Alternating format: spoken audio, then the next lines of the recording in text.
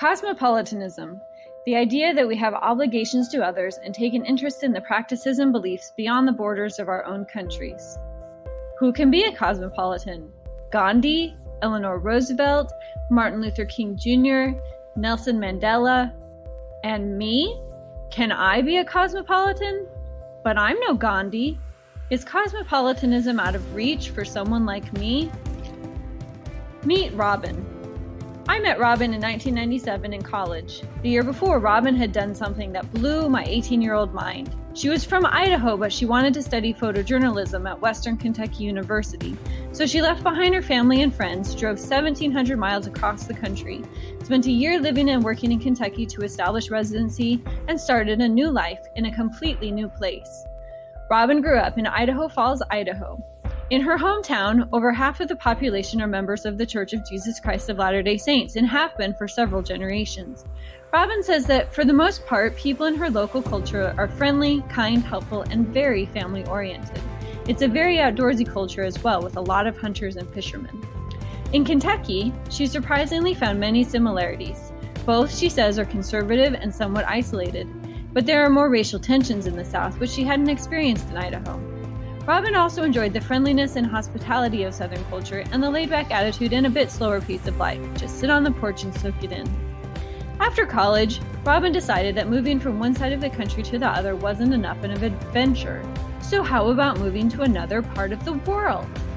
Robin served with the Peace Corps in a small island nation called Kiribati.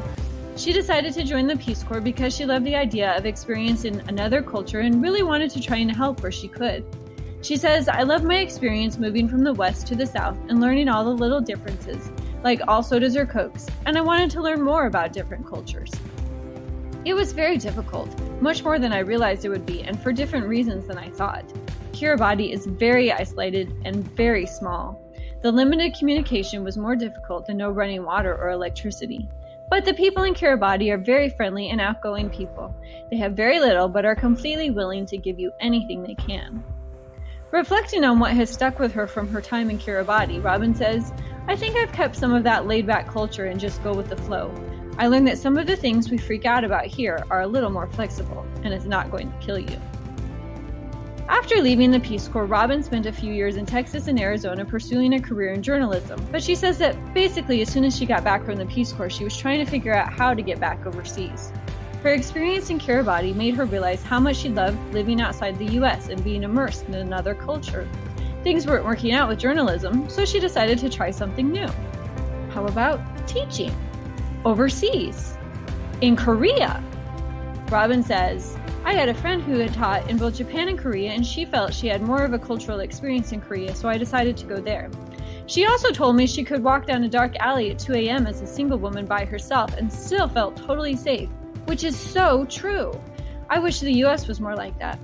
I love and miss the karaoke rooms. I love and miss the public transportation, the sense of social responsibility, and they are amazing at organizing protests.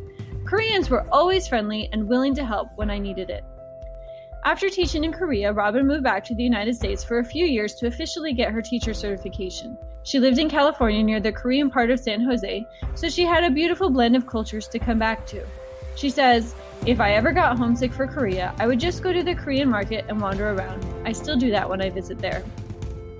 With a teaching certificate in hand, Robin began thinking about her next big adventure, Kuwait. She says that she wanted to live overseas again, she wanted to live somewhere she hadn't lived before, and Kuwait paid well and was willing to hire her without international baccalaureate experience. In Kuwait, Robin noticed a lot of similarities between Kuwait Muslim culture and Idaho LDS culture. They are both very conservative, dress conservatively, no drinking alcohol, so in some ways it was very familiar. She admits that there were some aspects of the culture that she didn't like. For example, most Kuwaitis have maids, drivers, and nannies from other countries like Bangladesh, India, the Philippines, and various African nations. And Robin observed that a lot of these workers are mistreated, abused, and paid very little, although it seems like a lot to them. I have known Robin for 20 years, and as long as I've known her, she has been a wanderer, hopping from state to state and country to country. So I wasn't surprised when she announced a couple of years ago that she was making another big move, until I heard where she was moving, back to Idaho. I asked her, after all your adventures, why did you decide to return to your local culture? She replied, good question. I'm still trying to figure that out. And then she added, I really felt and feel this is where God wants me to be. It has been hard. I'm way more open-minded and liberal than most people here, and it has been hard in many aspects socially. But I have loved being closer to family, and I love being near all the amazing nature we have here. I have loved sharing my experiences with people I meet and with my students. People here seem to be scared of other cultures. When I tell them where I've lived and what I have done, the most common comment is how scary that would be. I find that odd because I don't think it's scary at all. I think it's exciting. To me, Robin is the perfect example of cosmopolitanism. Not just because of her love for traveling and seeing the world, but because she has a genuine interest in learning about people and getting to know them individually. Robin says, I have really felt that we are all basically the same. We have these surface differences, but the more time I spend in other cultures, the more I see we are the same. Even across religious differences, I have found we are all basically the same and have the same beliefs. We just call it something different, or have slightly different ceremonies. My experience has been that on a personal one-to-one relationship, we all want to help each other and we can all get along. I love learning about other cultures and experiencing life with friends from all over. I want to participate in cultural activities and try to really share and understand. To me, Robin is the perfect example of cosmopolitanism. Both her actions and mindset illustrate the idea of being a citizen of the world. Robin, however, thinks she probably falls short by not doing more for others. She says, we have obligations to others, but I'm not always sure how to help, or I'm not really able to help. David Hansen comments in his essay, Cosmopolitanism and Education, A View from the Ground, exemplars are always helpful to contemplate. They generate hope and possibilities. However, their affecting examples distort the scene if they push everyday life into the shadows. Cosmopolitanism on the ground does not require heroism. Moreover, it does not depend on wealth, privilege, and power. We might not be Gandhi, Eleanor Roosevelt, Martin Luther King, or Nelson Mandela. We might not even be lucky enough to have world adventures like Robin. But as teachers, there's a lot we can do to introduce cosmopolitanism and a global mindset into our own classrooms. Shift the focus of education from rote learning and memorization to learning that is project-based, problem-based, place-based, and student-focused. Google Chief Education Evangelist Jamie Cassop suggests that instead of asking what students want to be when they grow up, we should ask what problems they want to solve, shifting students' thinking beyond traditional job fields and toward a problem-solving mindset that will serve them well in any career context. Create a culturally responsive classroom. If the goal is to foster in our students a willingness to learn from or with other traditions and human inheritances, we must first need to model the belief that all cultures matter. Incorporate global learning goals such as those from the Center for Global Learning at Asia Society or those from Oxfam into your curriculum. Give students opportunities to interact with students from around the world. Robin's cosmopolitan experience has given her a global perspective as a teacher. She says, I have been so lucky to be able to tap into my international resources and share with my students. We have shared questions and video responses with classrooms in China, Lebanon, and Pakistan.